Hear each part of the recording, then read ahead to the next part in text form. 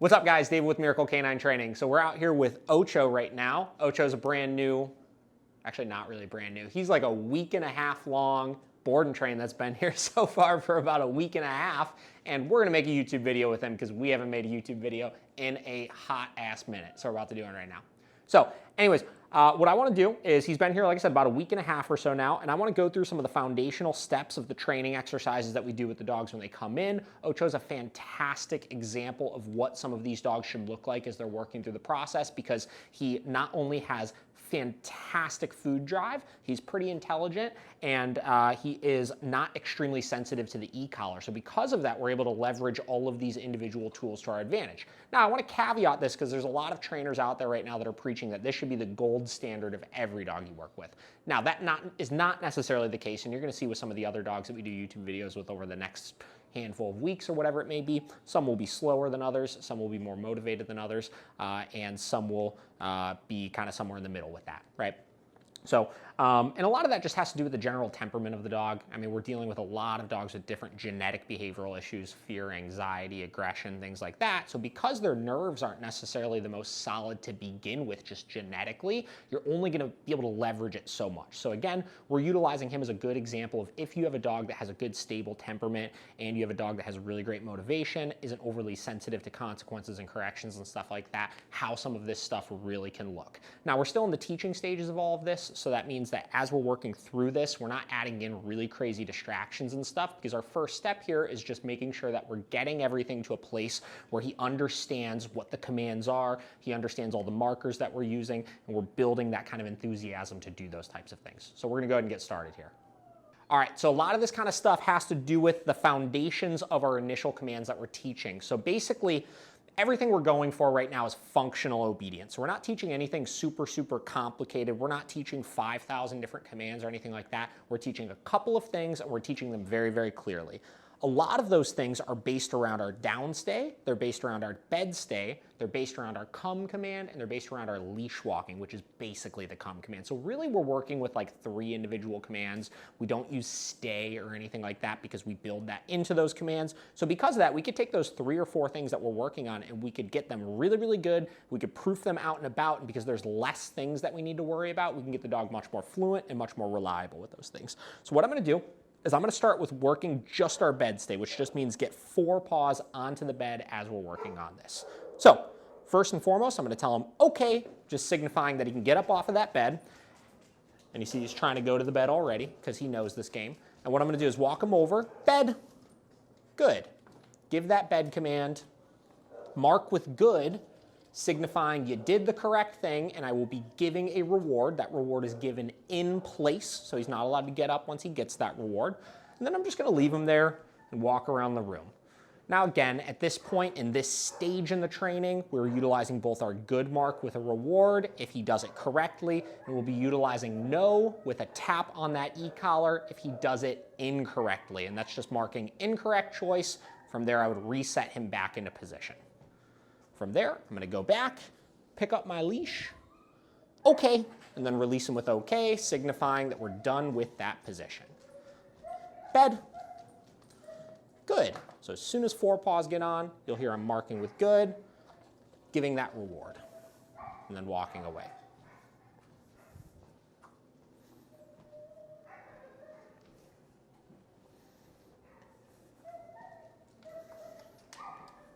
Again, picking up the leash, okay. And then we'll do 1 more of those.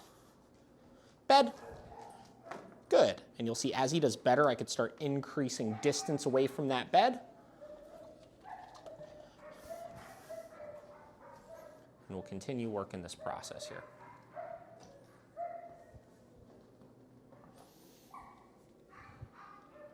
Okay. And then we would start generalizing. Bed, good. So if there's another bed that I'm utilizing, if you have 2 beds in the house, you would start then generalizing to that next bed.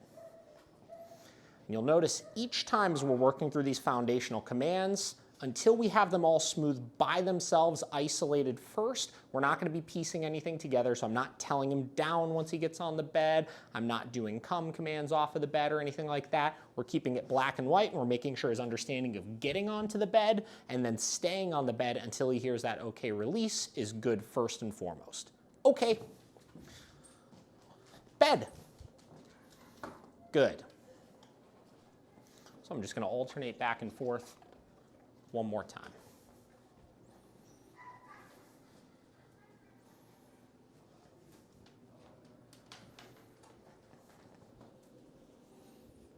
Okay. Bed.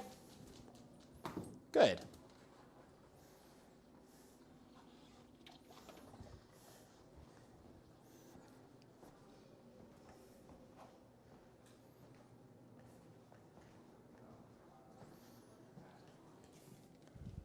Okay. All right, so once we have the bed stabilized, we're going to work on the down next. Now, this is virtually the same thing as the bed, so we're not going to spend a ton of time with it. Basically, the idea, down. So we give our command. Good. And in this case, it just means get into the down position as opposed to get onto the bed. And we'll just do quick duration with him, have him hold that position. And again, just reiterating, no. Once they break, we mark with no, give our correction, down, and then reset the dog back into the position. You'll notice I didn't say down from when I was over here after I corrected. I went all the way back, helped him back into position, then re-put him back there. And the reason for that is because when we say no and give a correction, look at that like we're terminating whatever it is we're working on. So at that point, there's no longer an expectation of him doing anything, so we have to reset and show him that picture of what it is we want him to do again. Okay. So doing that again here. Ocho down. Good.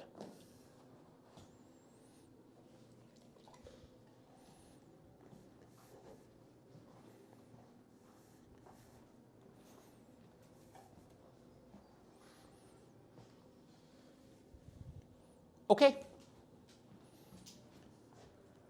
Ocho down. Good.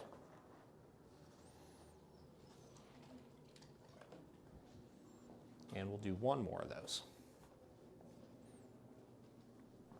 I think I was getting ready to say the reason why we don't use the stay command is because as long as we have a clear start and a clear end to the command, you don't need an in-between. Stay implies there's something other than the position that we gave and creates some confusion with the dog. So we want to make sure that initial command is very clear. Okay. And then that clear ending is very clear as well. Ocho, down.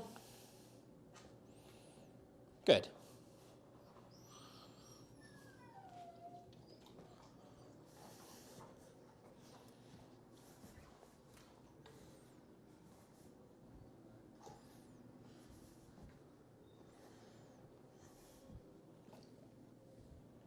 Okay. Okay, so next we're going to get into the come command here. So I popped his leash off, and we're going to be drilling just the come command. Now in our case, come doesn't have any sort of meaning of coming and sitting or coming and downing or any of those things. If he does those on his own, that's fine. There's nothing wrong with that, but he doesn't necessarily have to do it. So all I'm going to do right now is same deal, create some distance, and I'll tell him, Ocho, come. Good. And as long as he comes and stabilizes in my bubble, that is the criteria. Okay. From there, I'll release him so that he doesn't need to stay next to me anymore. I'll walk around, try to create some more distance. Ocho, come. Good. And then repeat that command again. Okay. Ocho, come. Good. Okay. Ocho, come. Good. Okay. Ocho, come. Good. Okay, and since I'm releasing him in between these, if he starts to just follow me around, there's nothing wrong with that. He's not doing anything incorrect. Ocho, come. Good. Technically, as I'm doing this step, one thing that I'm looking for, okay, is that we're getting him almost hovering in our bubble, clearly understanding that end position. Ocho, come. Good. So as I start to see that, okay, I'm just going to try to move away from him a little bit faster and almost lose him. Ocho, come. Good, just like that. Okay.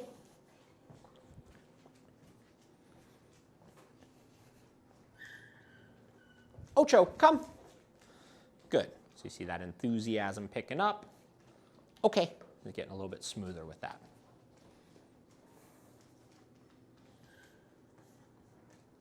Ocho, come. Good. And we'll do 2 more. Okay. Ocho, come. Good. Okay. Ocho, come. Good. Okay. All right, so once we have all of those initial commands kind of taught and stable, and we know he's doing a good job with them, then we start piecing things together. And what I'm gonna do is briefly run you guys through that process of how I piece things together to make it nice and clear. And then what we'll do in the future is we'll make another YouTube video detailing this step a little more, because there's a lot of nuance to it that I think is very important. And again, all of this is just for the purpose of showing you how we progress these dogs through as they learn all of this stuff and kind of the order of operations in which we put the board and trains through. So what I'm gonna do is I'm going to start by walking over. Ocho, bed. Good. Putting him on the bed. And again, we're off leash right now because we have that come command established already. Then I'm going to leave him there. Then what I'm going to do is just create a little bit of distance. Make sure he's waiting for the next command. From there, I'll tell him, Ocho, come. Good. Okay. Then I take him back to the bed. Bed. Good. Then I do it off of one bed a couple of times first. Ocho, come. Good. Okay. Bed. Good.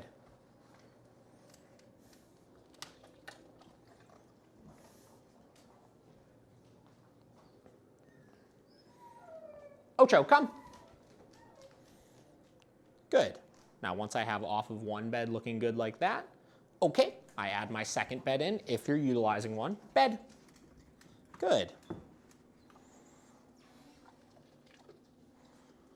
And then I alternate back and forth. Now, if you're doing this in your house and you just have one bed, you don't have to worry about this step. You can kind of skip it. But if you're doing it in a space like this, you obviously want to make sure you're adding it in. Ocho, come. And this is just for generalization purposes. Good. Making sure they're seeing multiple pictures of the same drill so they can get more fluent in this. Okay. Bed. Good.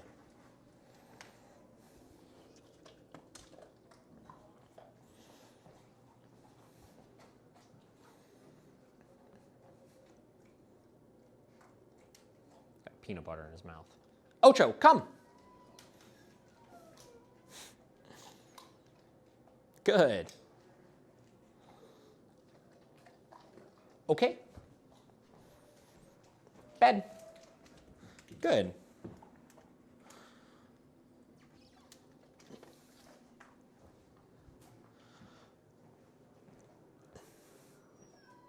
Ocho, come. Good. Okay. Bed. Good. From there, we add in calling directly between the beds a couple times. So I would stand next to the other bed, and I would directly call him over. Ocho, come. Bed. Good.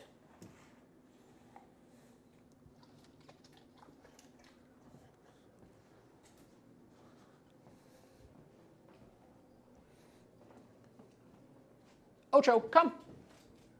Bed. Good.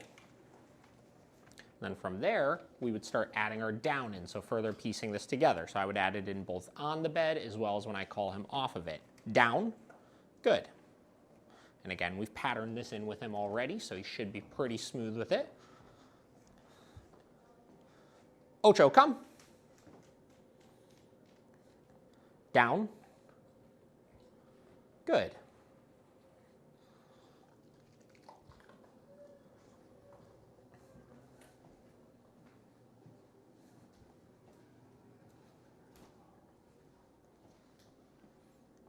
Ocho, come.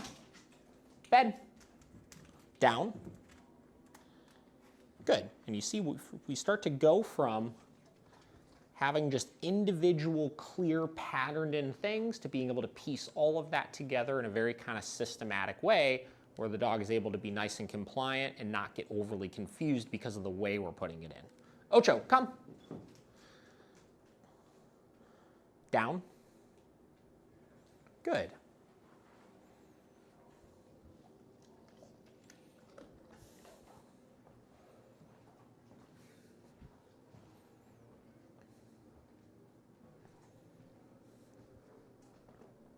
Ocho, come. Bed.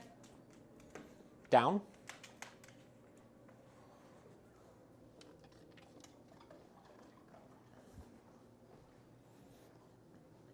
Ocho, come. Good. Okay, good job, buddy. All right, so that's kind of our step-by-step way of how we start to introduce commands to a new dog and how we gradually piece them together. Now I would say that all of that stuff he has a generally good understanding of. He understands all the individual commands. When we piece them together, there's not a lot of confusion with it. So our next steps would be moving into proofing things. So we'd be working in more distracting environments, which we've done a little bit of. We'd be adding in much higher distractions, like things like putting him on a bed, throwing kibble around him and having him maintain impulse control, us running around the room and doing other ridiculous things that could excite them, walking them in different environments and stuff, and just making this more challenging and making it more real life ready as we progress along. But this is the intro steps of all this kind of stuff. What we'll do is we'll make a video on doing the walking and working through some distraction stuff on the walk here shortly with him. I want to highlight this dog a lot here over the next week or so, just because he is a pretty good example of how to work a dog through a lot of these types of programs. But hopefully you guys get some pointers on this. You get some ideas as far as piecing together your training programs if you're a newer trainer, or if you're an owner looking for some new exercises to work on or ways to kind of implement this stuff at home. You can get some pointers on that as well.